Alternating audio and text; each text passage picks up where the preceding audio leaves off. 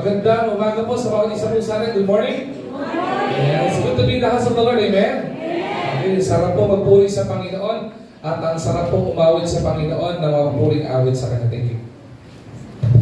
Iyon po, yung mas malakas ng konti. Okay, medyo punong-puno po tayo. So lahat ng workers natin, please tabay natin yung mga upuan doon para at least hindi tayo makadistract during the preaching. Alright? Ayun po, umagang ito ay una, it is already a Christmas season. So again, katulad ng ginawa natin last Sunday, pakibati po yung katabi nyo ng magandang umaga at sabihin niyo sa kanya, Merry Christmas in advance. Okay, yan. Pag binati po kayo ng Merry Christmas, ang sagutin nyo, hindi kayo tumatanggap ng bati lang. Sabihin niyo, nasa ang regalo ko? Lalo tigit kung katabi mo, ninong mo. Okay. Kapag kakatabi mo yung ninong mo at saka yung ninang mo, sabihin mo, Ninong, Ninang, huwag po kayo magtatago sa Christmas, ha? Okay. Kapag ka po kasi Christmas, yung mga ninong at ninang naglalaho eh. Pagka Christmas, nagkakaroon ng temporary rapture. Naglalaho yung mga ninong at ninang. Sumabay silang na January 1 na. Okay. At kidding aside po, again, magandang umaga po sa bawat isa po sa atin. And we are so blessed dahil ang church po ngayon ay punong-puno. At blessing din po, una, malamig na ang panahon. At the same time, ay malamig din naman po ang aircon. Okay, so kung kayo ay giniginaw, tabihan nila ng konti yung katabi nyo. Okay, dikitan nila ng konti yan. Again, may upuan pa po tayo dito sa mga wala pa po upuan. Alright, ngayon po umaga, hindi ko na po papatagalin. We will be digging into the study ngayon po umagang ito. We are in the message series about celebrating Christmas, or we celebrate Christmas. And the reason why we are to celebrate Christmas. Ano po ba yung kahalagahan? Akala po ng karamihan, kapag ka po nagsiselebrate ng Christmas, ito po ang pinaka-essence ito is about exchange gifts, okay? Christmas party, reunion, or whatever. Pero last Sunday, pinag-usapan po natin yung unang bahagi po kung bakit po tayo nagsiselebrate ng Christmas. At then, wala pong iba kundi dahil po dun sa generosity ng Panginoon sa bawat isa po sa atin. Last Sunday, we talk about the generosity of God na binigay po niya sa atin o ibinigay niya po sa mankind. The greatest gift a man would ever receive, and that would be none other than Jesus Christ Himself. Yung kanyang bugtong na anak, pinadala niya sa lupa para po maging tagapagligtas po natin. Ang tanong, bakit po natin kailangan ng tagapagligtas? Wala po sino man sa mundong ito na hindi po nagkasala. Lahat po tayo may nagawang pagkakasala. Maliit man po yan, medium o medyo malaki. Okay? May nagawa po tayong pagkakasala. At paliwanag po ang salita po ng Diyos po diyan. Galit po ang Panginoon at hindi po nalulugod ang Panginoon sa anumang uri ng kasalanan at sa lahat ng tao na nakagawa ng kasalanan, maliit man o malaki, ang kabayaran po niyan ay kamatayan at kamatayan po sa impyerno. Dahil po sa pag-ibig ng Panginoon, tayo po mga nilalang ng Panginoon na nagkasala, ayaw po niya tayong mapahamak. Ayaw po niya tayo ay mapunta sa impyerno. Kaya po ginusto ng Panginoon at pinadala po ng Panginoon ang kanyang bugtong na anak para po tayo ay magkaroon ng kaligtasan. Again, that would be the greatest gift a man could ever have. Akala po natin kapag ka po tayo nagkaroon ng bagong sapatos, yun yung pinakamagandang natin regalo. Kapag ka po tayo nagkaroon ng kotse, akala natin yun ang pinakamagandang regalo matatanggap natin. Akala natin pagkakaroon tayo ng magandang damit, ngayong Pasko, yun yung pinakamagandang regalo. But the truth of the matter, ang pinakamagandang regalo and the best gift a man could ever have would be none other than Jesus Christ and the salvation and hope that Christ gave to each and every mankind. Okay, ngayon po, pangalawang bahagi po natin, let's still celebrate Christmas at ang pag-uusapan po natin is about revealing the radiance of Christ. Revealing the radiance of Christ. So if you have your Bibles with you, may I request everyone to please open your Bible in the book of John. Okay, John chapter 1, verse 9. John chapter 1, verse 9, nandiyan po sa screen po yan. So may I request everybody to please rise as we give reverence to the reading of God's Word. Okay, John chapter 1 verse 9. Maaari mo ba natin sabay-sabay basahin po yan? Amen? Okay, basahin po natin John chapter 1 verse 9. Ready? Begin.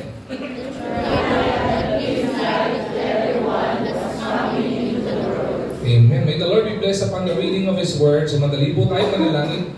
Hilingin po natin ang gabay ng Panginoon sa pag-aaral po ng salita niya ngayon po umagang ito. Panginoon namin dakilang Diyos, marami pong salamat sa napakagandang araw, Panginoon, itong kaloob niyo po, Panginoon, sa amin.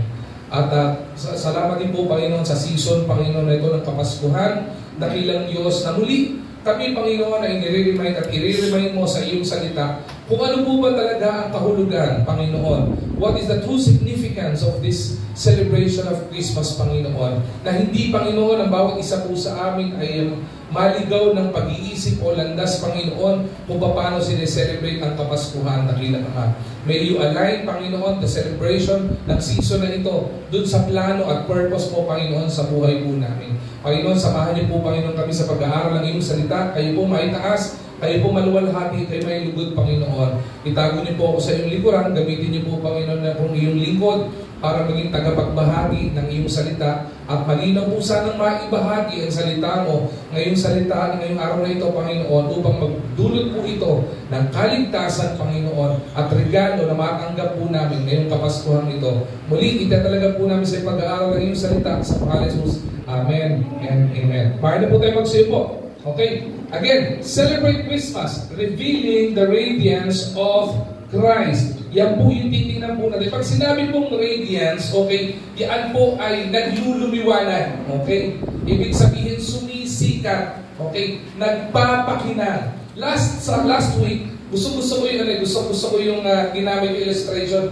regarding the ship, okay? Yung po merong lighthouse at merong ship. Ngayon po, kung pinag-uusapan natin ito in John chapter 1 verse 10, sabi po doon, the true light that gives light to the world, okay, to everyone was coming into the world. Yung pong ilaw, hindi po ordinaryong ilaw, okay? Hindi po fluorescent lamp, hindi po warm o sabihin natin na light na malinaw na katulad nito, kundi yung tunay na liwanag. Okay? Ay ibibigay ng Panginoon sa mundong ito at dadating sa mundong ito. Imagine this, no? Let's picture this situation.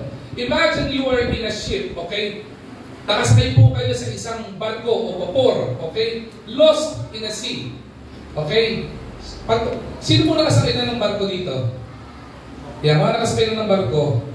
Isa po sakit, ayaw po at takot sakyan. Alam niyo po kung ano? Barko.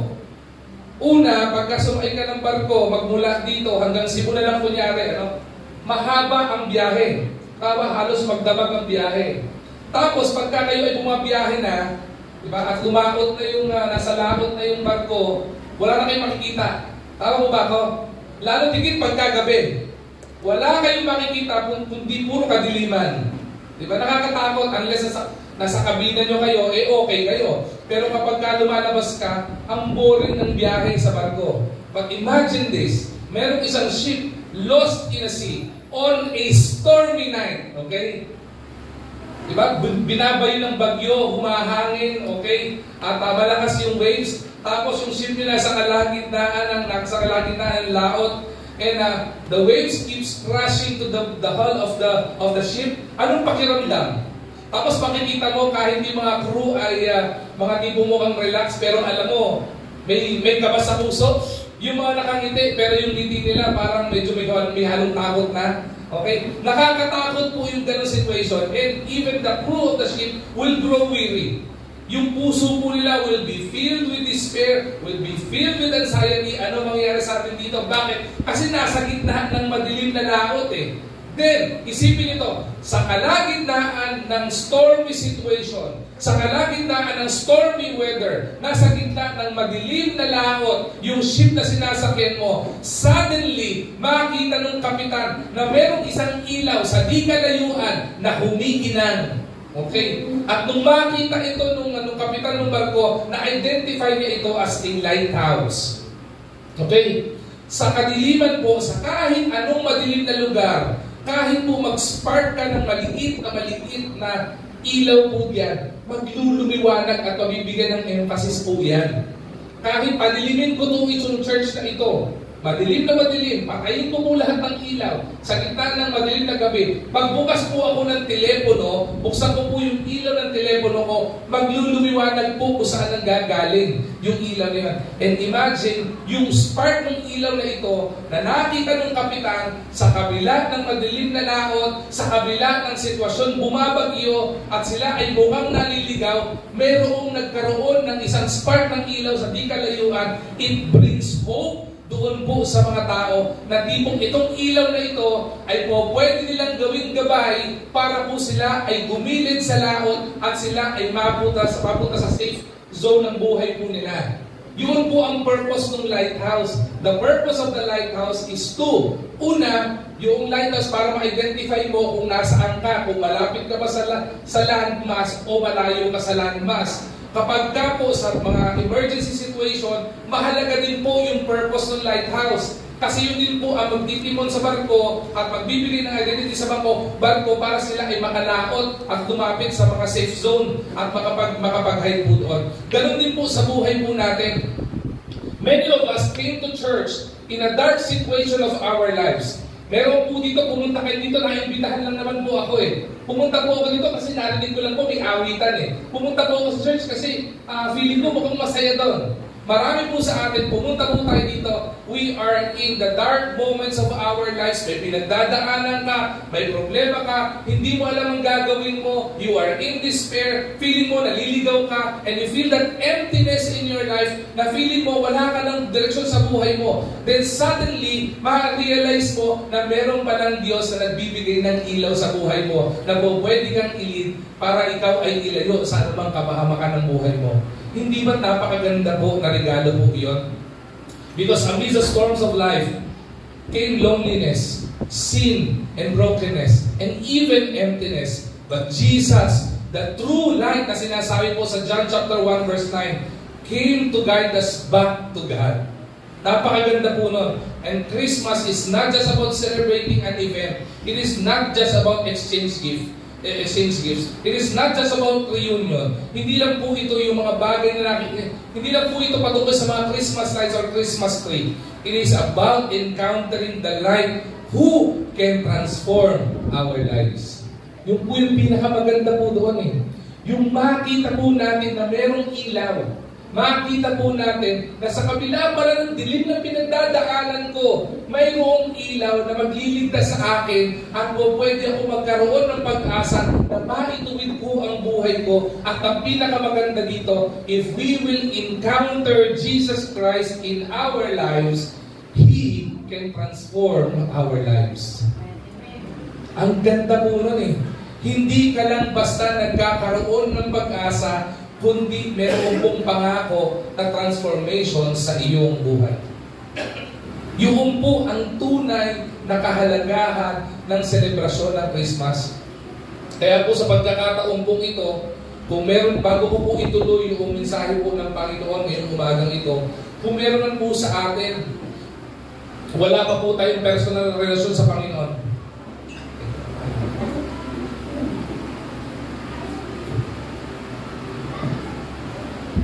wala pa nga po tayong relasyon sa Panginoon personal. Okay? Sana po, we could find time na gawing desisyon po na tanggapin po yung greatest gift na binigay ng Panginoon. And that is the gift of salvation through Jesus Christ. Ito po yung pinakamaganda. Yung po ay regalong hindi po pwedeng matumbasan ng kahit anuman. Parang presyo pong katumbas yun eh. Hindi po natin po pwedeng bayaran eh. Hindi po ito parang po pwede kang magbiyahe papuntang Japan o Asia o Europa na po pwede kang bumili ng ticket na aeroplano. Ito po ay hindi po matutumbasan ng pera. Maliwanag po ang Bible, sabi ng Bible, I am the way, the truth, and the life. No man cometh unto the Father but by me. That's Jesus Christ. The only way for us to be saved. Okay? Sa kasasadlakan po natin kapahamakan ng impyerno dahil sa atin po mga kasalanan, isa lamang po ang tanging daan, and that is Jesus Christ alone. Siya lamang po iyon. At siya yung tunay na ilaw at siya yung tunay na pag-asa. And praise be unto God. Bakit po? Because more than 2,000 years ago, He came to earth. Nagkatawang tao siya. Personal po siyang bumaba sa lupa para iligtas po tayo sa ating kapahamakan. at sa ating mga pagkakasala. The greatest redemption of mankind came during the coming of Jesus Christ, nung dumating po siya. Ngayon po, tingnan po natin yung tatlong bagay na itinuturo po sa Bible regarding celebrating Christmas and regarding sa pagliliwanag o the radiance or as we reveal the radiance of Christ. Tatlo lamang naman po ito. Just bear with me. Sana po maging encouragement po sa atin po ngayong umagang ito. Una po is this. The light for the lost. Light for the lost. John chapter 8 verse 12. Ano pong sabi dyan? When Jesus spoke again to the people, He said, I am the light of the world. Whoever follows me will never walk in darkness, but will have the light of life. Ang ganda po nung pangako na ito eh. Let's imagine again, balik po tayo sa illustration ko kanina. Yung isang ship na nasa gitna ng madilim na dagat, na nasa gitna ng bagyo, okay? Na i-relate natin, karamihan sa atin, na ano tayo sa madilim na bahagi ng buhay natin, o kung wala man tayo sa kadiliman na bahagi ng buhay natin, ay binabagyo o punong-puno ng problema ang buhay natin. Pero ang ganda po ng pag-asa po na binigay po ng Panginoon dito, na kapag ka po nakilala po natin at nagkaroon po tayo ng personal relasyon sa Panginoon, we could celebrate Christmas because He is the light for the lost. Ang ganda po ng sinabi po dito. At ang pinakamaganda dito, hindi lamang po siya ilaw sa mga naliligaw. Siya po ay pag sinabi po niya, kapag ka ikaw, ay sabi ito, whoever follows Jesus Christ will never walk in darkness again. Di ba? Sino po gusto lagi nasa madilim? Ako po yung tao na ayaw ko po ng brown out at black out. Bakit po? Kasi po, kapag ka-black out, pagkagabi, nag-brown out, okay, walang ilaw, sigurado magkakapasa ako. Bakit? Hindi ko makikita eh. Madudunggol ako sa kama, madudunggol ako sa kanto, masasaktan ako. Hindi ba ganun po tayo? Wala mong sino man na gusto nyo nasa kadiliman kayo. Ang gusto po natin sa may liwanag. Bakit? Kapag ka maliwanag, nakikita mo ang ganda ng buhay. Nakikita po natin ang kulay ng kapaligiran. Nakikita po natin yung kagandahan ng kapaligiran po natin. Nakikita rin po yung kagandahan ng buhay po natin. And nobody wants to be in darkness. Kasi ang kulay ng darkness, itim lang eh. Wala namang iba eh. Pero kapag ka mayroong ilaw, nakikita mo ang kulay, ang ganda. Di ba? Ng buhay po natin kinalalagan. At sabi ng Panginoon dito, if we will follow Christ, if we will follow the true light who is Jesus Christ, we will never walk in darkness again. Hindi ka na maglalakad sa kadiliman. Hindi ka na mahihirapan. Well, hindi pinapangako ng Panginoon na hindi tayo magkakaroon ng problema. Magkakaroon ka ng problema, magkakaroon ka ng pangailangan, magkakaroon ka ng karamdaman. Lahat ng ito pwede ma-experience ng tao, ma-experience mo pa rin. Pero, ang ibig sabihin na we will never walk in darkness again dahil sa anumang pagsubok ng buhay na pagdadaanan natin, kapag may personal na relasyon tayo sa Panginoon, sasamahan niya tayo all throughout the day. Hindi po ba? And if Jesus Christ is the true light, kung kasama ka niya, di ba? Maliwanag. Example, naglalakad ako. Anong pinakamahalagang hawak-hawak mo kapag madilim ang kapaligiran mo? Kandila, flashlight. If God will be with us, ibig sabihin, kung kasama natin ang ilaw, at nasa puso natin ang ilaw, which is Jesus Christ, sa tingin mo, maglalakad ka pa sa dilim? Kasama mo na ang Panginoon eh. But we will have the light of life. Diba? Yung buhay po ito. Ang tawag po ito, ang ibig sabihin po ng verse na ito is that Jesus Christ illuminates the path. The path to what? Daan patungo po saan? The path to salvation. Kaligtasan. Kaya po marami hindi alam kung ano ang daan sa kaligtasan kasi po nasa kadiliman at madilim ang paligid. Pero kapag nakilala po natin ng Panginoon, magliliwanag at gagabayan po niya tayo dun sa path of salvation. He will be guiding us out of our sin and confusions in our life.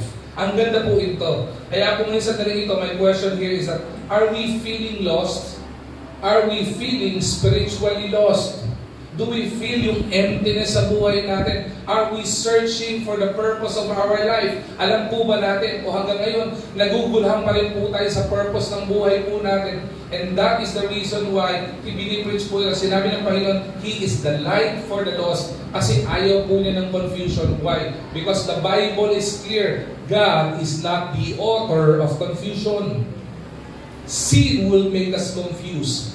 The enemy, the devil, will make us confused. But God will remove that confusion in our lives. Ang ganda po nung binibigay po dito. Pero ano po yung kailangan natin gawin? Sabi dito, may word na ginamit po dito, follow. Let us follow Jesus Christ through His Word and through our prayers, Panginoon, allowing the light to lead us to peace and eternal life. Bakit po? Ang pangako ng Panginoon, if we will follow Jesus Christ, ang pangako ng Panginoon is eternal life. As sabi ng John chapter 3 verse 16, pinag-aralan po natin last Sunday po ito, for God so loved the world that He gave His only begotten Son, that whosoever would believe on His name will not perish, but have everlasting or eternal life. Ang pangako ng Panginoon ay panghabang buhay na pangako ng buhay. Ganon din naman po ang kaaway eh.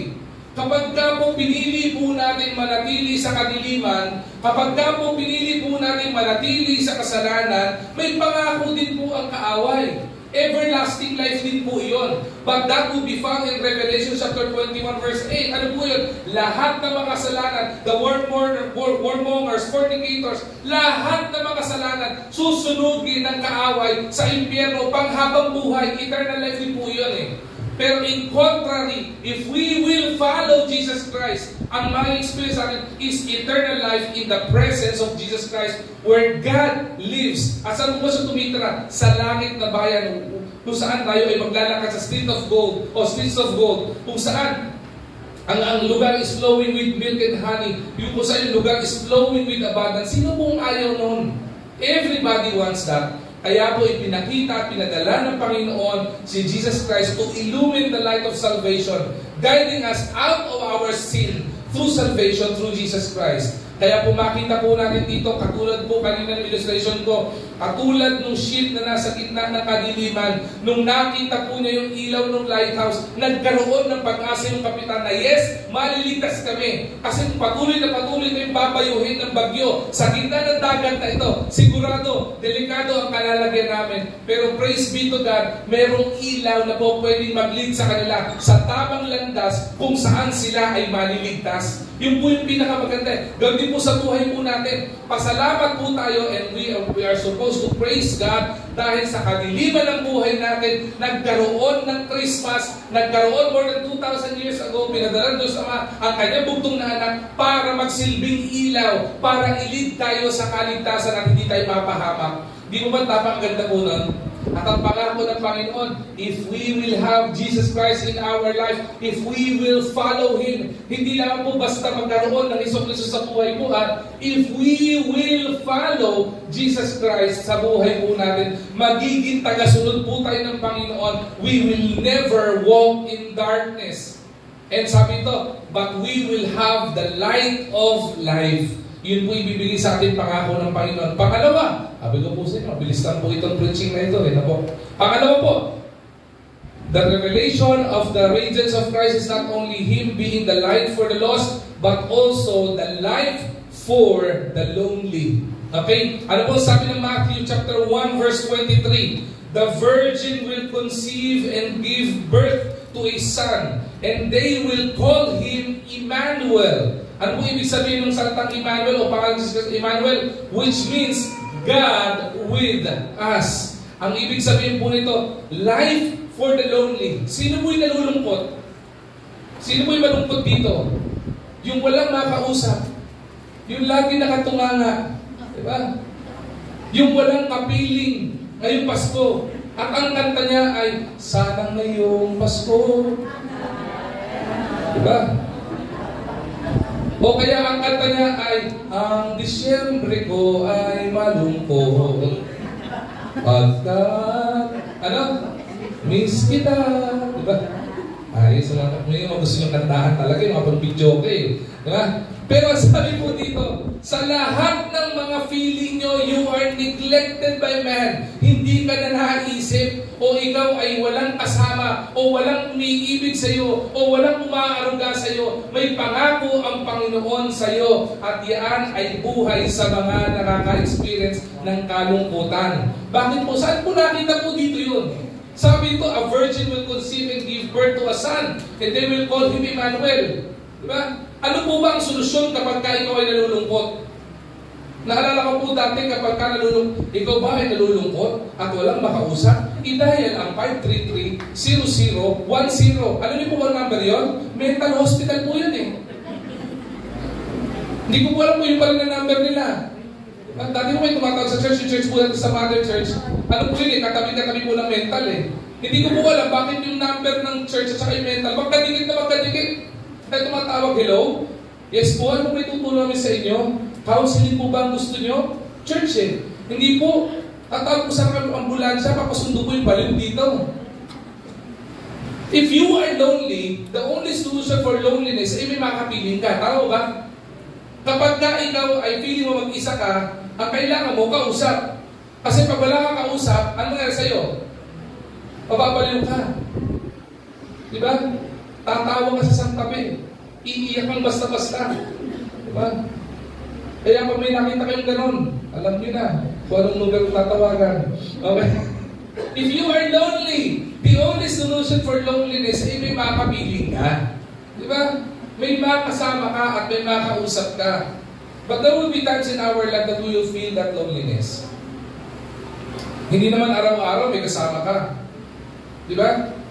Pero maliwanag din po ang mundo. Sabi po ng mundo, nobody is an island. Wala pong sino mang tao na kaya niya mabuhay mag-isa. Diba? Kahit gusto mo lagi nag-iisa, hindi mo kakayanin na ikaw lang mag-isa. Kakailanganin pa rin ng katulong.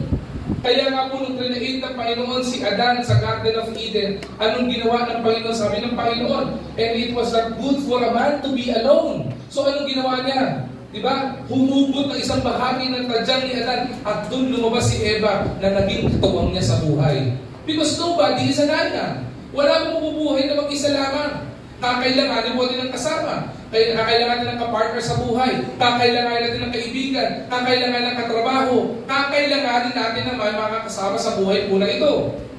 Okay? At ang pinakamaganda, if ever sa buhay po natin na tayo ay mag-isa at pakiwari mo, you are in deep anxiety and depression because you felt like you are lonely, walang nakakaintindi sa iyo, walang tumitingin sa iyo, walang nag-aaruga sa iyo, wala man lang bumabati sa iyo kapag ka-birthday mo, wala man lang bumabati sa iyo ng Merry Christmas pagka-Christmas, tandaan mo, may pangako ang Panginoon sa iyo. He is the life for the lonely. Kaya pangako po dito, ang ibig sabihin po ng Emmanuel is God with us. Diba? Kasama mo ang Panginoon sa anumang bahagi. Pinakamaganda po, gamitin po natin kanina about darkness, no? Ang pinakamaganda sa isang dark na lugar, ang feeling po diyan, you felt like you're lonely kapag kahit may kasama ka. Pag madilim ang lugar, feeling mo, mag-isa ka lang. At sa mga matatakutin, may matatakutin po ba dito? Yan. Yung mga matatakutin, okay? Matatakot talaga sa madilim kasi feeling mag-isa. Gawin po kayo sa example. I would remember sa Bible school po, when we were in Bible school, meron po kami tinatag na initiation. Hindi po ito parang fraternity kasi initiation. Ito po ay welcoming po sa mga bago, mga freshmen. Meron po kaming isang Bible school student na ka-Bible school noon. Pagdating po sa away, kilala niyo po ito, na-invite na po ang speaker dito to eh. Okay? Sa church, nasa kabila pa po tayo. Pagdating sa away, wala. Bunutan mo to ng balisong. Sasabihin niyo sa'yo, lalagyan ko ng ketchup yung umuyin ko sa harapan mo. Ganun katapang to. Ganun katapang nito. Sabi ni Pastor James, hindi rin kayang takutin sa kahit ano man to. Nalaman namin na ang takot niya pala ay dilim. Ginawa namin, nilagay namin siya sa isang room na madilim, itinali namin yung kamay at paa niya, nakatali siya, nakabukas siyang ganon, tapos isinara namin yung room. Hulaan niyo, sabi niya, Pastor, bubuhin na lang po ako. Huwag niyo lang po ako dito. Tapos gagawin pa namin, kakatukin namin yung room na mabilis. Pag kinatok, ayun na. Tapos makakarin siya, ang nasa dakong paroon? Bunga na malikot na pag-iisip. Di ba? Sabi, ano yung pastor? Ano yan? Sa mga umabot sa panahon ko noon, okay, panahon namin, ang tawag yan ay legal shocker. Every Saturday, nakakatakot. Takot na takot ito. Bakit? Feeling kasi niya, mag-isa lang siya. Nakakatakot pag madilim. Okay? Pero ang pinakamaganda kapag ka nasa kadiliman ka, may kasama kang liwanag. At may kasama ka. Pag nasa madilim ka na bahagi ng buhay mo, subukan mo may kasama ka. Di ba napapayapa, naaapis ka? Kapag ka ikaw ay may pinagdadaan ng problema, subukan mo may sumama sa iyo, may dumamay sa iyo, kumausap sa iyo, makipagkapi sa iyo, di ba? Makipagkwentuhan sa iyo. Ano nangyayari sa iyo? Naaapis ka. Nagkakaroon ka ng kapayapaan. Ganun din po, ang sabi ng Panginoon, kapag ka po tayo ay nagkaroon ng personal relasyon sa Panginoon, we will experience Him being the life for the lonely. Magkakaroon ng buhay. Bakit? Because He is with us. Diba? Sabi ng Bible, if God is, listen to this very nice na pangako ng Panginoon. Sabi ng Bible, if God is with us, then who can be against us? Ang ganda ng verse na yun no? Napakasarap ng pangako na yun Diba? Sa commercial, ang dahil pong mga pangako Kapag ka sa bangkong ito ka, nagdeposito, daig mo pa ang nakasandal sa pader. Di ba? Sabi ng gano'n. Pero ang pinakamaganda, sa Panginoon, hindi mo kailangang magdeposito. Ang kailangan mo sa Panginoon, tanggapin siya at ang mangyayari sa iyo, daig mo pa ang nakasandal sa pader. Because if God is with you, nobody can be against you. Kapag kapiling natin ang Panginoon, hindi ka kakayanin patumbahin ng problema. Kapag kasama ang Panginoon, ni karamdaman, hindi ka kayang patumbahin. Kapag kasama ang Panginoon, kahit anong pagsubok man yan, kahit anong laki ng pagsubok, hindi ka basta-basta kayang patumbahin. Kahit anong bagyo ng buhay na dumating sa buhay mo, hindi ka kayang patumbahin. Bakit? Because God is with us. And sana po, yun mangyari sa atin. As we celebrate Christmas, ngayon pa lamang, before the celebration of the actual Christmas, magkaroon na tayo ng Kristo sa puso po natin. Because He is not only the light for the lost, He is also the life giver for those who are lonely. At panghuli po, last na bahagi ko ng mensahe po na ito, ay ito. He is also the one who gives love for the lowly. He gives love for the lonely. Ano ba ibig sabihin ito? Luke chapter 2 verse 8 to 11. Ang sabi dyan, and there were shepherds living out in the fields nearby, keeping watch over their flocks at night. At sumunod, verse 9, an angel of the Lord appeared to them, and the glory of the Lord shone around them, and they were terrified. But verse 10, but the angel said to them, do not be afraid. I bring you good news that will cause great joy for all the people. Today, in the town of David, a Savior has been born to you. He is the Messiah, the Lord. Ito po yung sinasabi po dito. Ano pong ibig sabihin to? He gives love for the lowly. Ano po ibig sabihin ng lowly? Ang ibig sabihin po ng lowly, ito po yung mababang estado ng buhay. Iba po sa atin, we are lowly.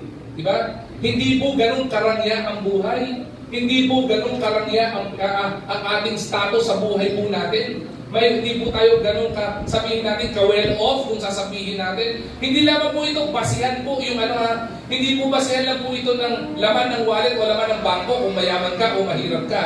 Pag sinabi pong lowly ka, ay po pakiramdam po natin. Marami po sa atin, mayaman naman, pero ang feeling natin, we are lowly. Okay? Tinitingnan po dito yung estado ng buhay. Pero sabi ng Panginoon, He gives love for the lowly. Ano po ibig sabihin nito? Hindi po namimili ang Panginoon ng babahagian niya ng pagmamahal. Napakaganda po nun, Yung ang Panginoon po natin, hindi namimili kung sino ibigin niya. Bakit? Ang masakit po kasi kapag ang isang tao namimili ng mamahalin niya. Kapag ka po may ibang tao, may mahalin niya kasi maganda siya eh. Madaling mahalin, di ba? Kapag ka mga lalaki, nakita nyo maganda, di ba? Madaling mahalin, kamahal-mahal. Lalo na kung maganda ka ugali niyan. Di ba? Kamahal-mahal at kaibig-ibig. Tama po ba? Subukan mo. Bigyan harap-lagan ka sa harapan mo ng babae na hindi naman kagandahan. Pero, kasamaan talaga ugali niya. Hindi ka mahal-mahal, iibigin mo ba?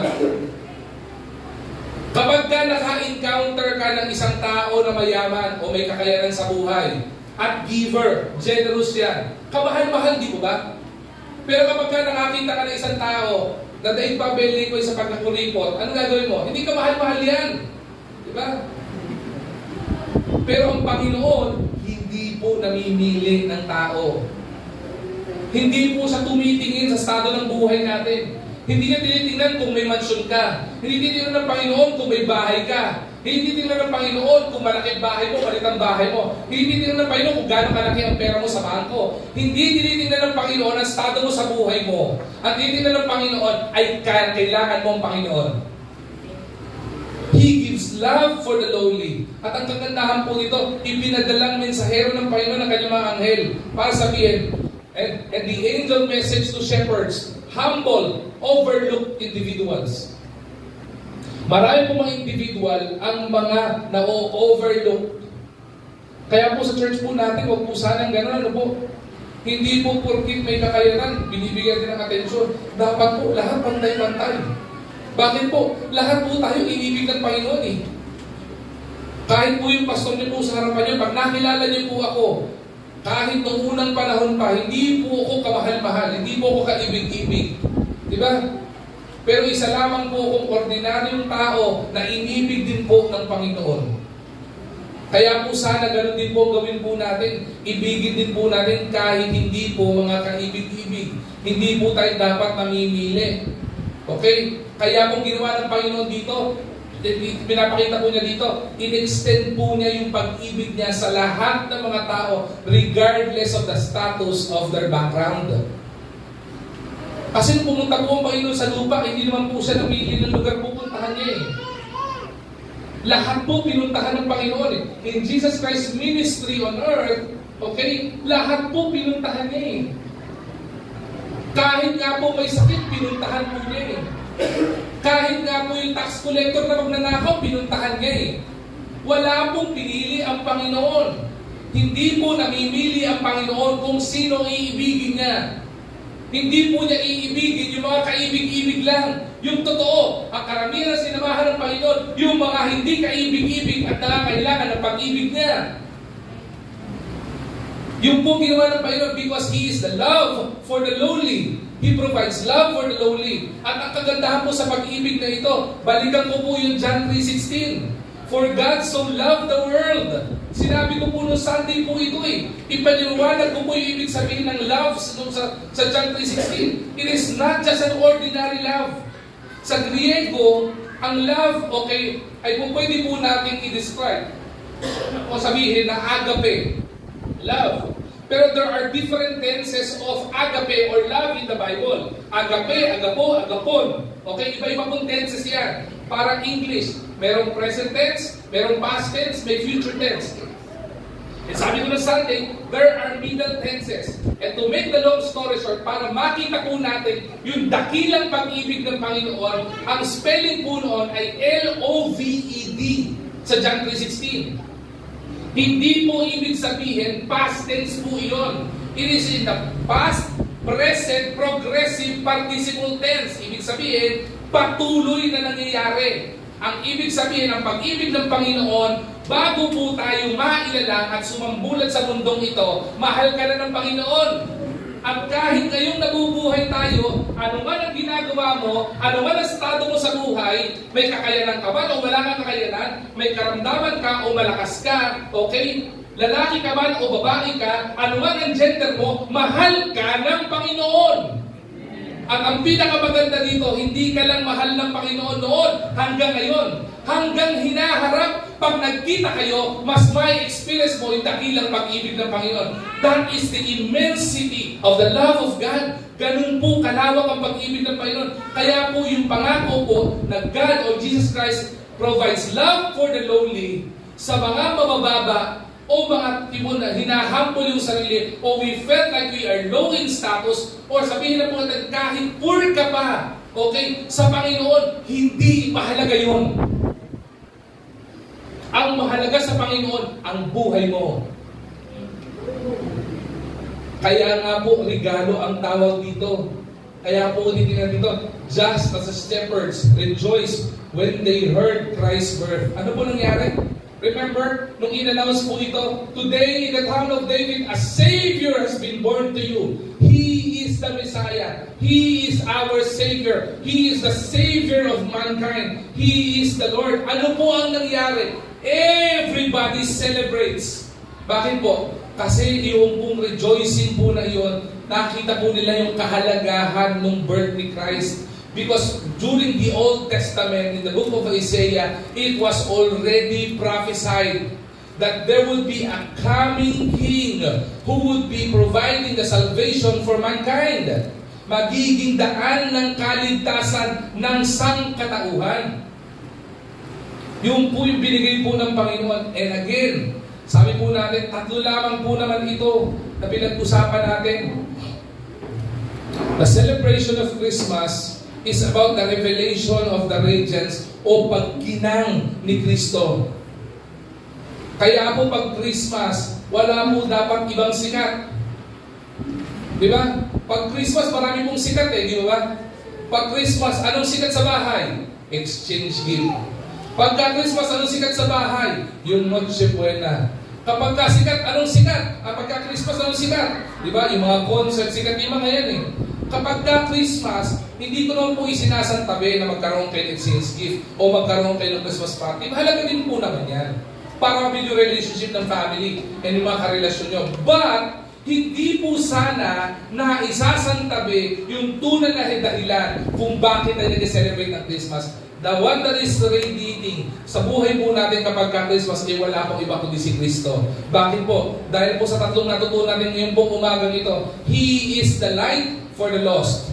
Siya nagbigay ng liwanag sa mga naliligaw ng landas. He is not only the light for the lost, He gives life doon po sa mga lonely. Kapag feeling mo, ikaw ay nag-iisa, walang makasama, walang makausap, walang umuunawa, and you felt like you're neglected by men, I tell you, may nagmamahal sa'yo at may gustong mag-aruga sa'yo at yan ay walang iba kundi ang Panginoon. Bibigyan ka niya ng buhay at ang buhay na ibibigay niya sa'yo ay habang buhay na kapiling at sa presensya ng Panginoon. Sabi ng John chapter 4 verse 12, in my Father's house are many mansions. If it were not so, I have told you, I have prepared a place for you. Ang ganda ng pangako ng Panginoon hindi mo ba? I would remember, may kanta mga old hymns yan Kahit na kubo ang aking tahanan. Di ba? Sa lupa, kahit na yun ang bahay natin, sa langit na bayan, ang pangako ng Panginoon, mansyon ang bahay mo. Di ba? Sino gusto umuwi na? Uwi na po tayo, alin ng bahay ko dito, mansyon Pero pangako po naman, bakit po? Because Jesus Christ gives life for the lonely. Ang pinakamaganda po, He gives and provides love for the lonely. Hindi po namimili ang Panginoon. And as we end, maintindihan po natin, Christmas, okay, is the moment when the light of the world stepped into darkness to bring what? To bring hope, to bring healing, and to bring eternal joy. Ulitin ko po Christmas is the moment when the light of the world, Jesus Christ, step into darkness to bring us hope, pag-asa, healing, kagalingan, hindi physical kundi spiritual, and eternal joy. Yun ang pinakamaganda. Yun nag-uumapaw na kaligayahan sa puso natin. And this season, as we celebrate Christmas, let us remember that Jesus Christ is the light of the world. And let Jesus Christ shine into the darkness of our world. At makita po natin why? Because He is the one bringing hope, bringing life, and bringing love to each and every one of us. He gives light to the lost. He gives life to all the lonely people. He gives love and He provides love for those who are lonely. Tandaan po natin, but this light, it is not just to be admired. It is to be accepted. It is not just to be accepted, but it is to be shared. It is to be shared. Like the shepherd who spread the good news, we are called to reflect on the radiance of Christ. Makita natin kung gaano kaganda yung pangako ng Panginoon. Makita natin yung dakilang purpose ng Panginoon. And we, as this world has been desperate in so many things, sana dahil di po mga Kristiyano, we are to be desperate in sharing the good news. Bakit po? Because every people in this world, including I myself, needs hope. Everybody needs hope. Wala pong sino man ang hindi po nangangailangan ng pag-asa galing sa Panginoon. Sana po, ngayong Kapaskuhan, marami po nagiging basihan po, no? Nagiging measurement po ng saya ng Pasko ay kapag meron kang ihahanda sa pagkainan kapag Noche Buena. Yung nagiging basihan ng kasiyahan mo ay may natanggap ng exchange gift, o kung hindi man may nagregalo sa iyo, o kung hindi man siguro at most, no, may bumati man lang sa iyo. Maganda po yung mga bagay na yun. It will bring joy in our lives. Hindi po ako magpapaka-ipokrito para sabihin kung may bumati sa akin, di ako masaya. Hindi po ako magpapaka-plastic na sabihin ko pag wala ko nagbigay ng regalo sa akin, hindi ako magiging masaya. Pero what I'm trying to say in this message, hindi po yun ang maging basihan ng pagkasiyahan natin ngayong Pasko. Kasi kung yun po maging basihan ng kasiyahan natin ngayong Pasko, nami-miss out po natin kung ano yung tunay na selebrasyon ng Pasko. We miss out the true meaning of Christmas. Let me end with this illustration. A famous illustration when I was still in a Sunday school. Uso daw po yung sa Christmas, yung exchange gift. Okay? So meron po isang bata, a young child. The birthday of that young child is December 25. Okay? So nung birthday niya, excited siya kasi maghahanda yung mga magulang niya. And excited din siya pag-invite ng friends. So sabi ng mga magulang niya, so invite your closest friends, bring him over sa bahay, kakain tayo ng spaghetti, hotdog, chicken, yung mga common na pang-birthday party. Then we'll have a party sa bahay. Okay, so invite niya yung mga kaibigan niya. Then, on the day of his birthday, nagkakabang siya sa pinto. An excited little boy, waiting at the doorstep of his house, titingnan niya lahat ng dumating, nakita niya, malayo pa lang, may mga kaibigan niya dumadating. And what he noticed was, nakita niya yung mga kaibigan niya, may dalang mga regalo. Sabi niya, wow! Birthday ko! May party! Baka naman wala tanggap na regalo. Tapos pagdating doon sa birthday niya, binati siya. Tapos pumasok na, kumain sila, nag-game sila, nagtawanan sila, nagpakabusog sila. Then, kumanta ng happy birthday. Then suddenly, nagbibigay na ng regalo. Okay, may host. Okay, kumuha ng mga number. Ninumberan pala yung mga gifts. Tapos nag-exchange gifts sila. And to his surprise, dahil birthday niya, wala naman siya dalang regalo. Birthday niya nga eh. So hindi siya kasama sa numero. Wala siyang exchange gift. Tapos nakita niya, nagpalitan ng regalo yung mga bata. Nalungkot yung bata. Sabi niya, uy, ako may birthday ah. Ba't ako walang regalo? Sandali, ako nagpakain sa inyo ah. Bakit wala akong regalo? Sometimes, ganun din po tayo. Namimiss po natin itong celebration ng Christmas. Wala po problema mag-exchange gift. Wala po problema mag-reunion. Pero wag po natin kalimutan. Ano po ba at sino po ba ang tunay na kadahilanan kung bakit tayo celebrate ng Christmas? Yung totoo, kaya po tayo celebrate ng Christmas, sabi ng karamihan, why do Christian practice Christmas celebration? It's a pagan practice. Practice sa mga pagano. Yung totoo, sabihin natin granted, practice sa mga pagano ito. Pero tayo mga Kristiyano, kaya po natin celebrate yung Christmas because the main essence of Christmas is Christ. Di ba? Kung titingnan niyo po yung title at yung Christmas, ang pinaka-root word po ng salitang Christmas is Christ. Christ must be glorified. Christ must be magnified. Yun po dapat ang mangyayari pag Christmas. Wala pong problema kung may celebration tayo kasiyahan tayo sa bahay. Pero wag po natin kaliligtaan na ang tunay na selebrasyon ng Christmas ay si Kristo. Ngayon po, hindi ko po, tapos na po tayo. We're done. But as we share yung good news na ito, ang ganda po ng pangako, no? He gives love for the lowly. He gives life for the lonely. He gives light to all who are lost. Alin po tayo doon? Are we lost? Are we lonely? Are we lonely? Because of sin sa buhay po natin. Ipangako po ang Panginoon. And all we need to do, simple lang po. If God gives Jesus Christ as a gift, for us to experience the gift, for us to really fathom kung anong kagandahan ng regalo, all we need to do is to accept the gift. Kahit anong bigay kong regalo, mamaya pong hapon, magbibigay tayo ng gift giving doon sa mga kids na miniministran po natin from the streets. Kahit anong bigay ko po nitong gift na to, ano pong bigay ng mga members ng gift na to? Ito, gusto ko to eh. May chichirya eh. Kahit ibigay ko tong gift na to, pag hindi po tinanggap to, hindi makukuha ng bata to. Tama ba? Para si Pastor DJ, gusto mo ba to? Pwede? Pwede lang pala eh. Doy, gusto mo ba to? Etong, ganito dapat. Akin na dad. Hanggat hindi niya kinukuha. Oh, hindi. Example, illustration lang. Baka kunin mo talaga eh. Kapag ka hindi mo na-receive, hindi mo experience. Same. Si Jesus Christ, ibinigay as a gift.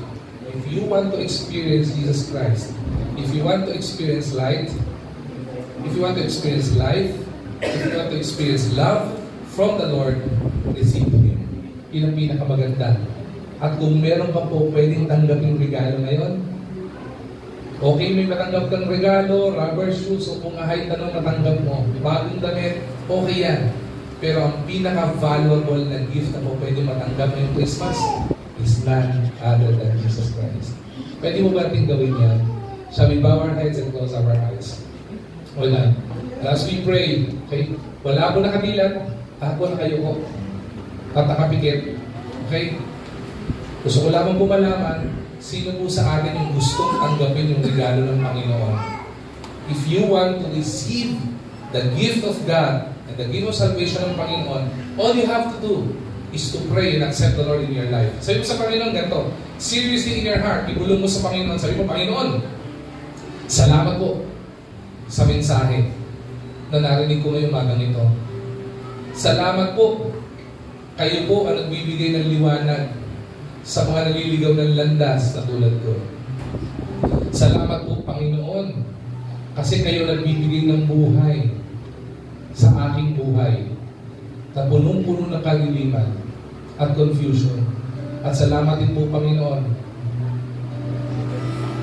because sa inyo ko po pwedeng ma-experience yung pag-ibig na hindi ko pa nararanasan.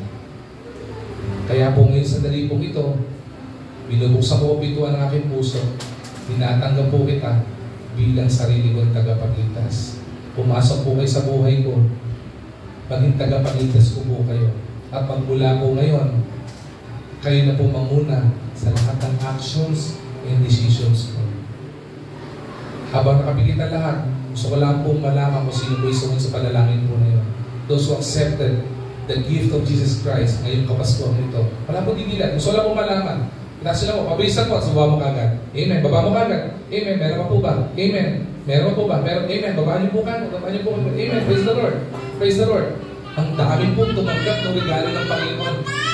May pangako po ang Panginoon sa inyo. Sa lahat ng tumanggap sa Panginoon. John chapter 1 verse 12, but as many as received Him, to them gave He power to become the sons of God. Pangako ng Panginoon, ginawa ka po niyang anak niya. Hindi ka lang niya pina-experience ng buhay, hindi ka lang niya binigyan ng liwanag, hindi ka lang niya pina-experience ng pag-ibig, ginawa kanyang anak. Diba? Di ba napakaganda po ng regalo na iyon?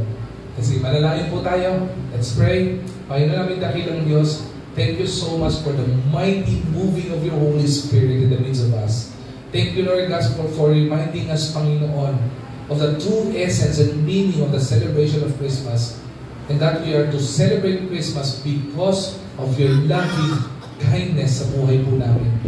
And Lord, sa buhay po namin as we celebrate Christmas, may you be magnified in our lives. May you be glorified, Panginoon, in our life, Panginoon. Kayo po ang maitaas, kayo ang mailwalhati, Panginoon. And again, we give you back all the praises and all the glory. At sa sandaling ito, lahat ng tumanggap sa iyo, Panginoon. Kayo po, Panginoon, ang manguna sa kanila. Gabayin po sila, Panginoon. Maging ilaw ka sa landas sa kanilang tatahakin. Maging ma-experience sila pa yung dakilang pag-ibig mong patuloy, Panginoon, na nag-uumapaw. And Lord God, sa lahat ng celebration ng Christmas, patuloy po kayo ang maitaas at malawanhati. And we give you back all the praise and all the glory. In Jesus' mighty name.